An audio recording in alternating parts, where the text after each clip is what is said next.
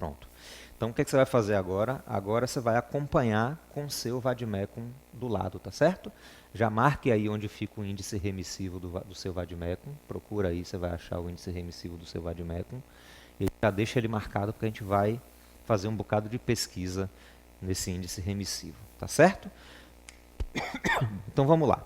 Antes da gente entrar especificamente na ação direta de inconstitucionalidade, na petição inicial da ação direta de inconstitucionalidade, vamos falar rapidamente aí sobre a petição inicial, como vocês viram lá com o professor Aras, né? Quais são aqui os itens, a estrutura da petição inicial? Vamos lembrar? Está tudo ali no artigo 319 do CPC, né? Então abram ele aí, ó, Código de Processo Civil. Procurem aí no vademecum de vocês. Ixi, eu não achei o meu aqui não. Cadê? Constituição, Código Comercial, CPP. Ixi. Acho que ele está junto com... Deixa eu procurar ele aqui. Código CLT. Código de Processo Penal. Cadê? Código Civil. Deve estar junto com o Código Civil. Código de Processo Civil. Achei aqui. Aí você vai lá no artigo 319. Vocês estudaram ele aí, esmiuçaram esse artigo com Aras, não foi? Então, olha lá, artigo 319. A petição inicial indicará. E aí tem todos os incisos aí, definindo essa estrutura da petição inicial. Basicamente, o que a gente tem aqui em termos de estrutura? A gente vai ter... não sei que cor, foi vermelho. A gente vai ter ali, ó, o endereçamento, né? Endereçamento, artigo 319, inciso 1. O juízo a que a petição é dirigida. A gente vai ter a qualificação das partes, como exigido ali no inciso 2 do artigo 319, né? Quem é o autor, quem é o réu, ou quem são os autores, quem são os réus. Os fundamentos jurídicos do pedido, aí lembra que os fundamentos jurídicos do pedido englobam tanto os fatos quanto o direito, né? O pedido, com suas especificações, lá o inciso 4, a indicação dos ônus, né, da sucumbência, o requerimento de produção de prova, a opção pela audiência de conciliação ou de mediação, lembra que isso tem que constar, a indicação da juntada de documentos em anexo, o valor da causa e o encerramento, né? Que ele pede deferimento, local, data, advogado, número da OAB. Não é isso? Essa é a estrutura fundamental, a estrutura básica da petição inicial, de qualquer petição inicial. Claro que dependendo do tipo de ação, quando ela tem um procedimento, né, um rito específico, a gente pode ter alguns requisitos adicionais, mas isso aqui basicamente vai ser requisito de toda e qualquer petição inicial, certo? Então vamos lá, só para a gente perceber aqui, ó, tá aí no material de vocês, né? Aqui já está na folhinha de resposta com a letrinha escrita à mão, que é para vocês já irem pegando a prática, né? Já irem se acostumando com isso. Mas está aqui, ó, o endereçamento, tá vendo? Aqui, ó. Então aqui na linha 1, tá vendo? Endereçamento. Ixi, o que foi que eu fiz aqui? Acho que apertei alguma coisa. Caneta. Endereçamento ao meritíssimo. E ao invés de meritíssimo juiz, eu posso botar assim, excelentíssimo senhor doutor juiz.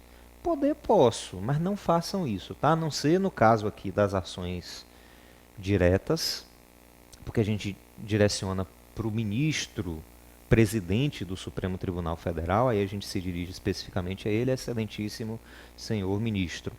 Mas nas ações em geral a gente vai colocar o quê? Ao meritíssimo juízo, né? Porque o CPC atual modificou, o CPC de 73 dizia, né? Petição inicial indicará o juiz ou tribunal a que é dirigida. O CPC atual diz assim, o juízo a que é dirigida. Então tornou mais impessoal. A gente não dirige a petição ao juiz, à pessoa do julgador. A gente dirige ao juízo.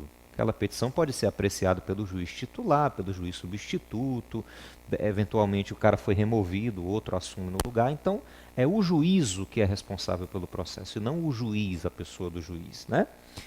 E aí, 10 linhas. A Aras falou para você. Você vai pular 10 linhas lá na folha de resposta? Não, né? Você tem 150 linhas para construir a sua peça. Tem aquela folha, cada folha tem 30 linhas, você vai ter 5 folhas para construir a sua peça, né? Então, a gente não sabe. Normalmente você precisa de menos, você dificilmente vai precisar das 150. Mas isso depende do tamanho de sua letra, depende da fundamentação. Pode ser que você precise de muita linha. Então você não vai desperdiçar 10 linhas, pulando as 10 linhas na sua folha de resposta. Você só faz a indicação ali de que você está pulando 10 linhas, que é para o avaliador saber que você conhece a estrutura da petição, certo? E aí você já começa, ó, nome, prenome, estado civil ou união estável, profissão, CPF ou CNPJ, a qualificação, né? Endereço, domicílio, endereço eletrônico, né? Domicílio e residência, por seu advogado, instrumento de mandato em anexo, escritório na, aí você bota o endereço, vem perante Vossa Excelência propor ação pelo rito comum contra, e aí você vai qualificar o réu, né? Um detalhe que Aras falou para vocês, mas eu só chamo a atenção porque nunca é demais chamar a atenção, né? Você não vai criar absolutamente nenhuma informação que não tenha sido dada pelo enunciado. Nada, nada, nada, nada, nada. Então, se deu lá o nome José, você sabe que a qualificação tem que dizer o nome todo, né? Nome e prenome. Então, você tem que botar José da Silva, né? Enfim, você tem que botar o nome dele todo. Mas se a questão não deu, você vai botar José. Ah, eu posso inventar, vou fazer uma homenagem a meu pai. Vou botar, meu pai se chama José, vou botar o sobrenome de meu pai. Não faça. Por quê? Porque existe todo um critério em relação à identificação. Você não pode identificar a sua prova. E qualquer coisa que você crie vai ser considerada como identificação da prova. Você zera a peça, ou enfim, a questão, se você estiver respondendo as questões discursivas. Então você não vai criar nada. Na dúvida, você bota assim. Ah, ele é casado, eu não sei o estado civil. Então você bota estado civil, que é para a pessoa que está corrigindo saber que você sabe o que tem que botar ali, você só não tem essa informação, mas você sabe que era para botar o estado civil dele, né? E assim vai, né? Aí vem dos fatos, contar a história narrada no enunciado da questão, né? Causa de pedir remota, causa de pedir próxima. Aí lembra aquilo que Aras ensinou, né? A situação, problema que você vai ter que resolver, a petição que você vai construir, a peça processual que você vai construir, você está construindo para resolver um problema, né? É aquilo que eu digo para os alunos. Eu desafio um aluno a encontrar numa vara de família uma ação proposta para que o juiz declare que o casal é feliz. Não existe. Você não diz assim, eu sou muito feliz no meu casamento, então vou lá. Ao meritíssimo juízo de família de Salvador. Aí me qualifico minha mulher, e me propor a presente ação declaratória de felicidade nos termos seguintes. Aí vou contar a história. Nos conhecemos, nos casamos, somos muito felizes, muito obrigado. Você entra com a ação para quê? Quando você tem um problema. Você tem alguma questão controvertida, algum direito lesado, né, sob ameaça de lesão.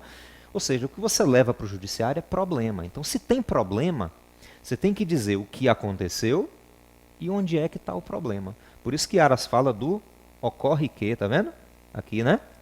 Ocorre que, então você primeiro narrou a situação regular, né? Nos encontramos, nos casamos, fomos muito felizes durante algum tempo e tal. Ocorre que, ou seja, teve um revés aqui na história e agora eu começo a apresentar o problema. E apresento o problema e depois faço o pedido para resolver esse problema, né? Então ocorre que, aí você vai indicar a causa de pedir, né? E aí é o que se verá nas linhas abaixo. Do direito. Você está percebendo uma coisa? Ó? Vou voltar aqui o slide anterior. Eu botei aqui o endereçamento ao meritíssimo juízo, botei aqui 10 linhas, fiz a qualificação e já, ó, eu terminei a qualificação na linha 7, tá vendo? Na linha 8 eu já botei dos fatos. E na linha 9 eu já comecei a narrar os fatos. Eu posso pular uma linha? Pode. Se você quiser, você pode. Terminei a qualificação na linha 7, pulo a linha 8 e boto dos fatos na linha 9. Aí pulo a linha 10 e começo a escrever os fatos na linha 11. Mas aí você já desperdiçou 2 linhas.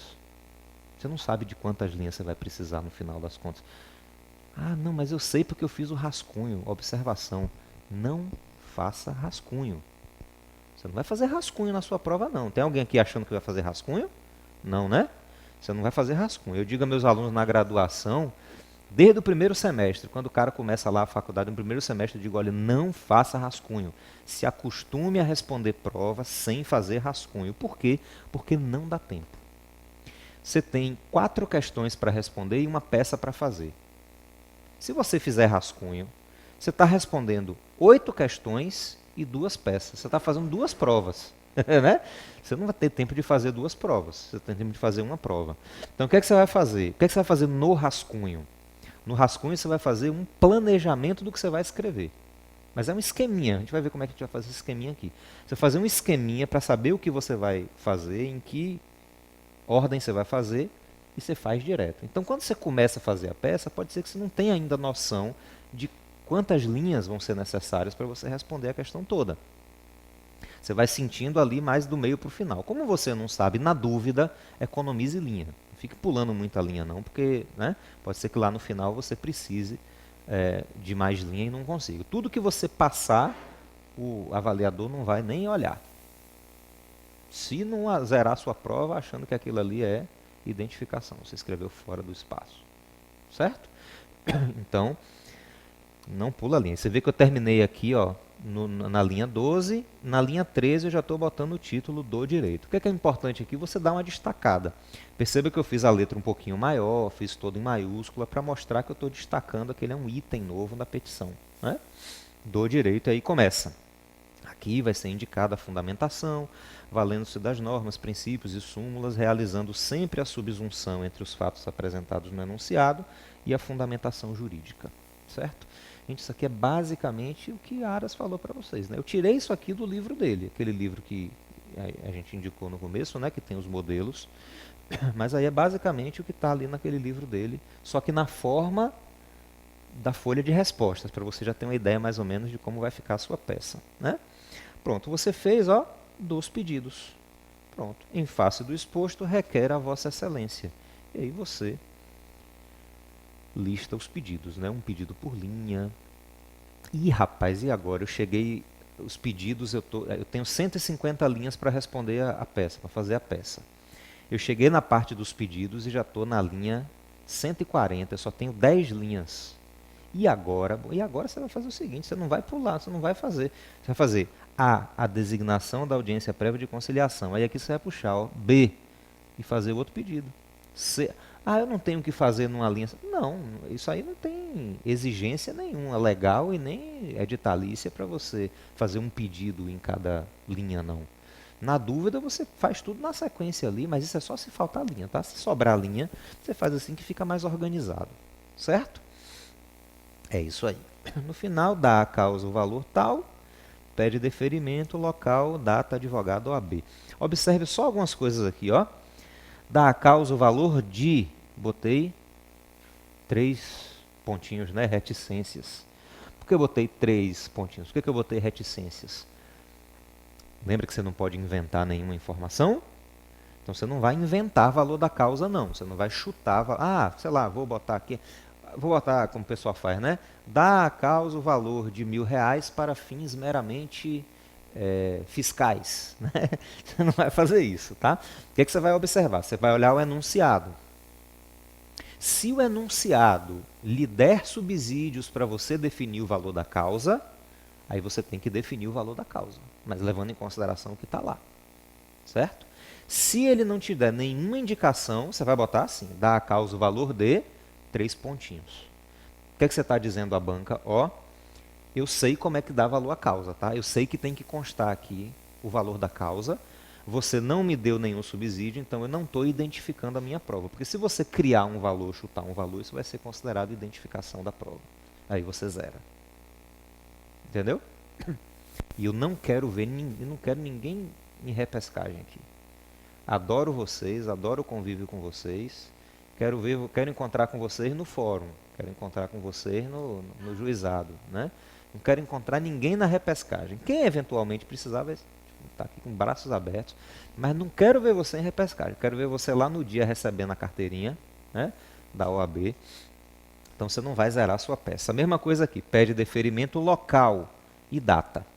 Pô, eu sou de Salvador, estou fazendo minha prova em Salvador, então por que eu vou botar local data? Eu vou botar, né, Salvador, 1º de dezembro de 2019, né, a data que você está fazendo a prova. Aí você bota lá advogado e bota OAB 0123.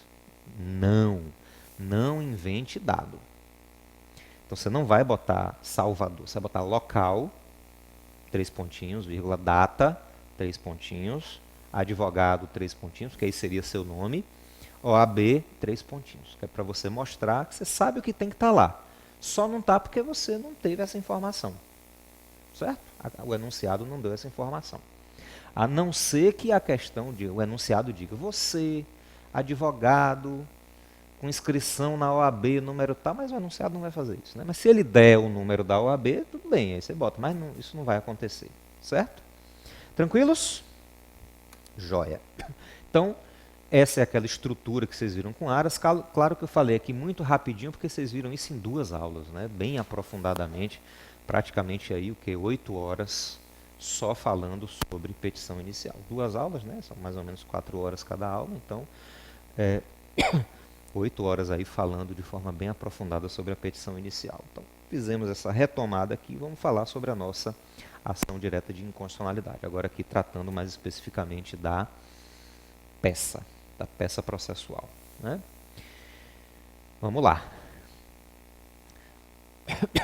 Lembrando que você vai ter que botar fundamento, certo? Aqui nas peças de ação direta, eles cobram que você coloque o fundamento. Vocês já viram como é o espelho de correção da prova? Já viram algum? Dá uma pesquisada na internet, você vai achar lá o espelho de correção da prova. É aquilo que eles observam, tá? Deixa eu ver se eu acho um aqui para mostrar para vocês rapidinho. É bom vocês terem isso em mente quando vocês estiverem. Deixa eu botar aqui espelho de correção, segunda fase, OAB. Vamos botar o 27º constitucional. O 27º foi a ação direta de inconstitucionalidade. Bora ver se aparece aqui. Padrão de resposta. Vou ver se eu consigo ver aqui. Constitucional. Padrão. Pronto, tá vendo? Ó, o original aqui, tá vendo? Publicado pela FGV. Então tá aqui a peça, ó. Deixa eu ver. Aqui, ó, tá vendo? Eu não vou dar spoiler não, porque essa aqui é o exercício que vocês vão fazer em casa. Eu botei essa questão do 27º. A gente vai trabalhar junto aqui uma outra. Vocês vão fazer em casa essa daqui.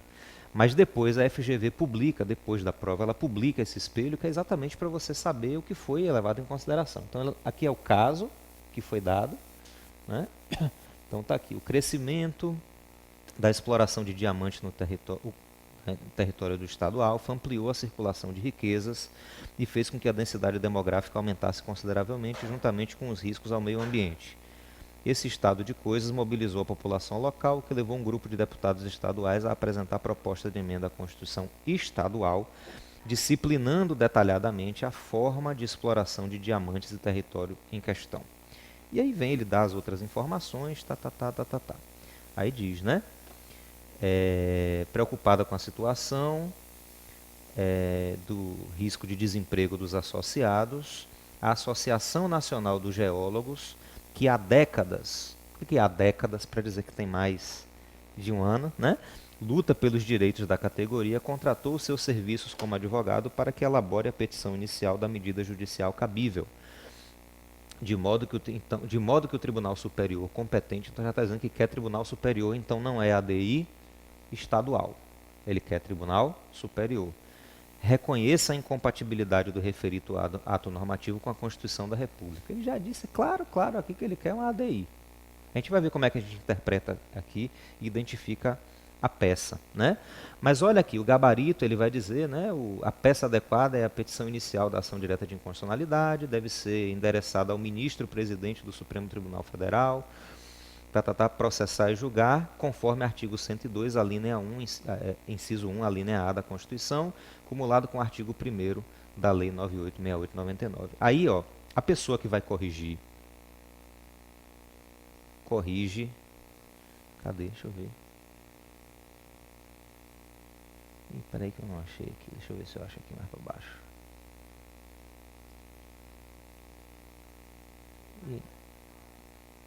Tem a tabelinha 0,65, mas não está aqui, você viu para passar aqui?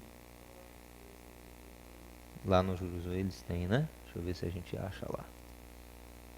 Vou voltar aqui.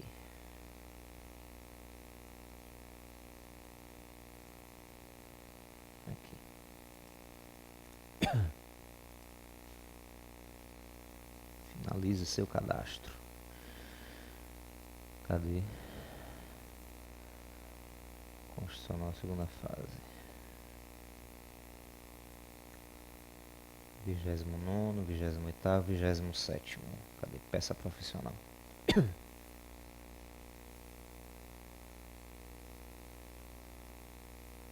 Pronto, é isso aqui, ó.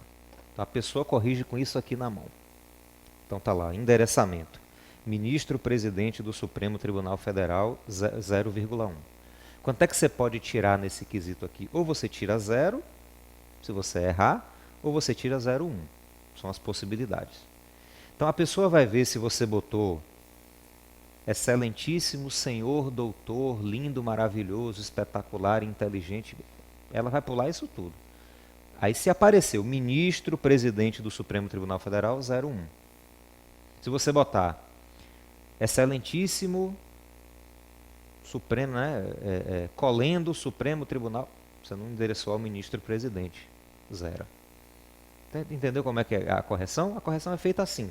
Aí vai aqui, partes de legitimidade. Quem é o autor? Associação Nacional dos Geólogos. Aí você vai botar lá, né?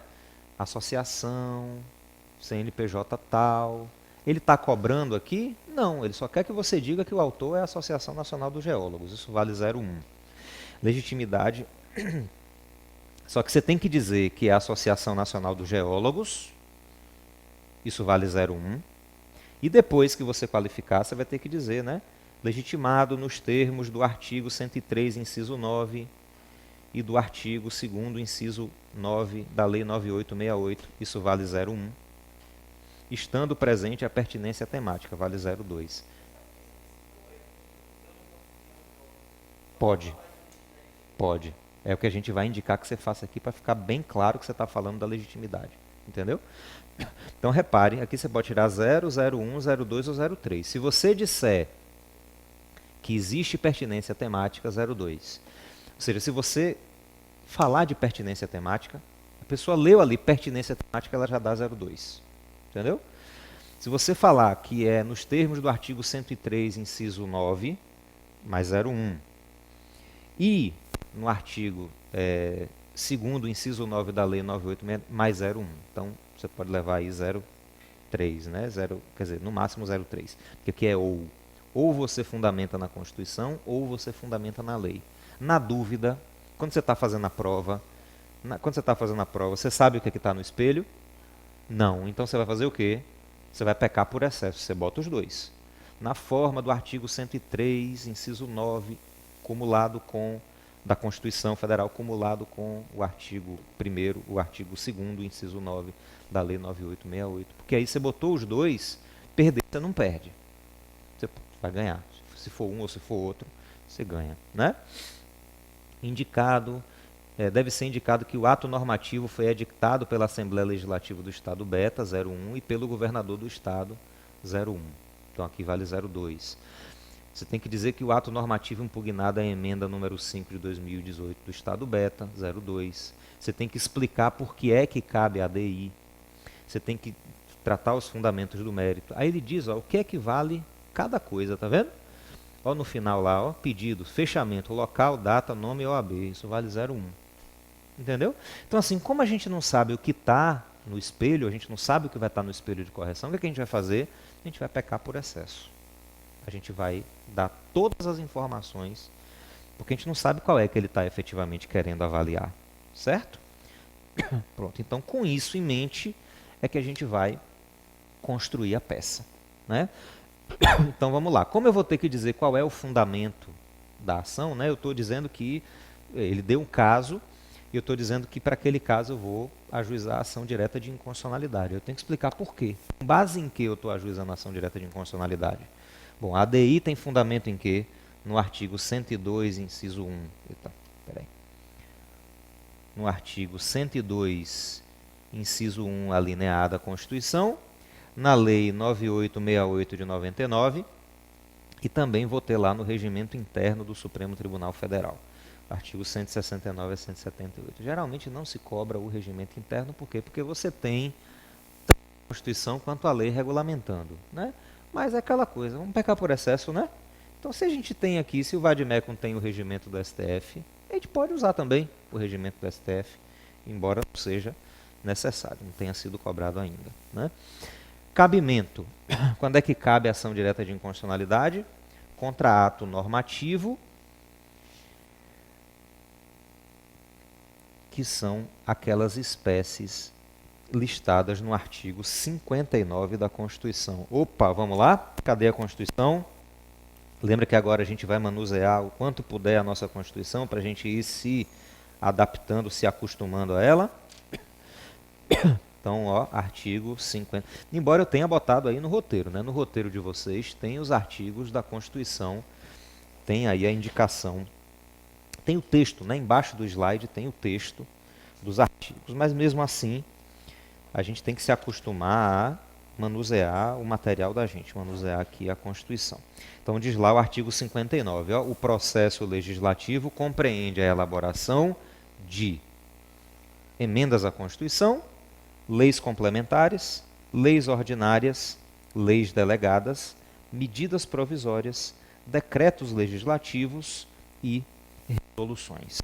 Pronto. Então, todas essas aí podem ser objeto, todas essas normas, todas essas espécies normativas podem ser objeto de ação direta de inconstitucionalidade. Certo? Não. São esses aí, são esses aí. O único que não está aí, mas que o STF entende ser passível de controle, é aqui, ó, o Tratado Internacional, certo? O Tratado Internacional, mas qualquer tratado internacional, aquele tratado internacional que for recepcionado com status de emenda à Constituição. Ou seja, tratados internacionais sobre direitos humanos que sejam recepcionados na ordem interna com status de emenda à Constituição, né? Então, exatamente porque a gente tem aqui, vamos ver essas observações, né? Então, aquelas espécies listadas no artigo 59 da Constituição, e aí observação, emenda à Constituição pode ser objeto de ação direta de inconstitucionalidade? Pode, se contrariar cláusula pétrea da Constituição originária, certo? Então, quais são as cláusulas pétreas? Aquelas que estão ali no artigo 60, parágrafo 4º. Né? Então, se contrariou algum dispositivo ali do artigo 60, parágrafo 4º, essa emenda pode ser objeto de ação direta de inconstitucionalidade. Ela pode ser analisada no âmbito da ação direta de inconstitucionalidade. Quem disse isso? O Supremo Tribunal Federal na ADI 939. Então, na ação direta de inconstitucionalidade 939, o próprio Supremo Tribunal Federal disse isso, certo? Foi uma ADI que teve como objeto exatamente uma emenda e se discutiu naquela época se a emenda podia ou não podia ser objeto de controle, né? Qual é o argumento? A emenda não é exercício do poder legislativo, é exercício do poder constituinte derivado. Então, como é que o poder constituinte se submete a controle? Submete o constituinte originário, né? Em relação à medida provisória, o que é que diz o STF a esse respeito aí? Diz o seguinte, se a medida provisória perder eficácia durante o processo, a ação direta fica prejudicada e vai ser extinta. Por exemplo, né, o presidente editou a medida provisória e aí dentro daquele prazo que o Congresso Nacional tem para definir se converte em lei ou não, o Congresso Nacional rejeita a medida provisória. Ela perdeu a eficácia. O que é que vai acontecer? A ADI perdeu o objeto.